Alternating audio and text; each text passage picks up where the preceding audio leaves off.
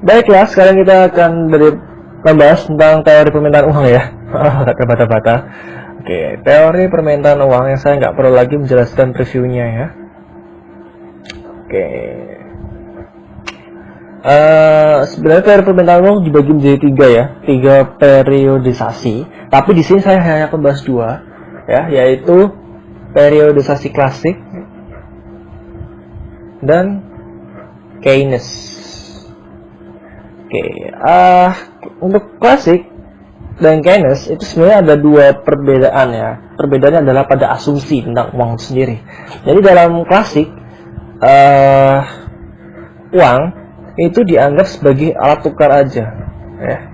Penekanannya hanya ada alat tukar. Itu konsep pertama yang teman-teman pahamin dulu.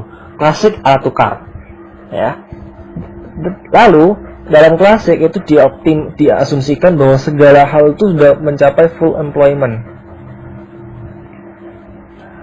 ya. Dan dalam klasik juga dibedakan yang namanya perbedaan antara nilai real dan nilai nominal itu sama. Nah, ya. Lalu apa aja yang dalam teori klasik itu? Ada beberapa teori, tapi yang akan saya jelaskan di sini adalah mewakili ya, representatif. Yang pertama adalah teori kuantitas dari Irving Fisher. Ya, teori kuantitas Irving Fisher sebenarnya merupakan revisi ya atau pembaharuan dari teori kuantitas dari seorang merkantil, saya lupa namanya, David Hume kalau nggak salah, yang menyatakan bahwa uang itu sama dengan transaksi total, ya, nilai transaksi total. Ini oleh David Hume tadi. Nah, tapi oleh Irving Fisher ini diubah atau direvisi bahwa yang menentukan nilai uang itu bukan hanya tentang transaksi totalnya aja, tapi juga ada kecepatan peredaran uang. Dan transaksi itu dianggap sama dengan pendapatan nasional, jadi diubah jadi Y. Ini Irving Fisher, revisinya Irving Fisher. Jadi Irving Fisher itu hanya menambahkan velocity of money dengan perubahan T jadi Y. Di sini ada dua dampak. Ada dampak paling besar adalah penambahan velocity of money tadi. Jadi uang itu ternyata juga, nilai uang itu juga tergantung dari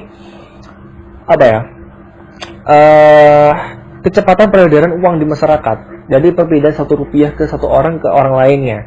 Karena semakin rendah perputaran uang itu menandakan semakin rendahnya permintaan nilai uang tersebut, kayak gitu.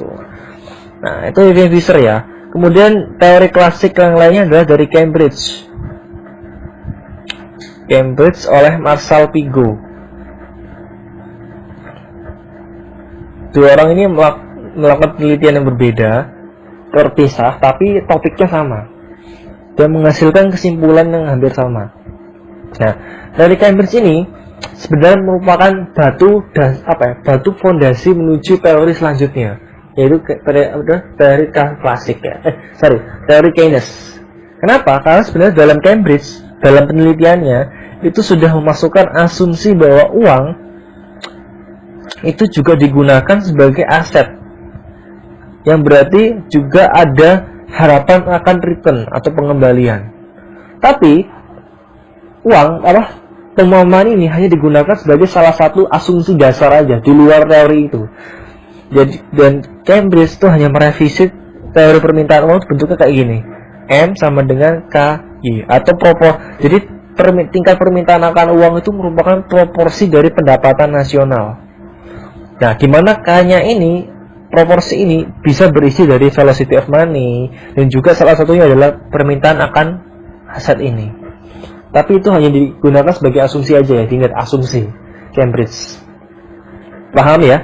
Nah, kemudian hal itu akan berlanjut pada Keynes, di mana Keynes ini secara singkat ya, sebelum saya akhiri sesi ini, akan menggunakan teori dari Cambridge untuk menghasilkan teorinya yang baru yang disahkan pada bukunya ya, yang akan saya lanjutkan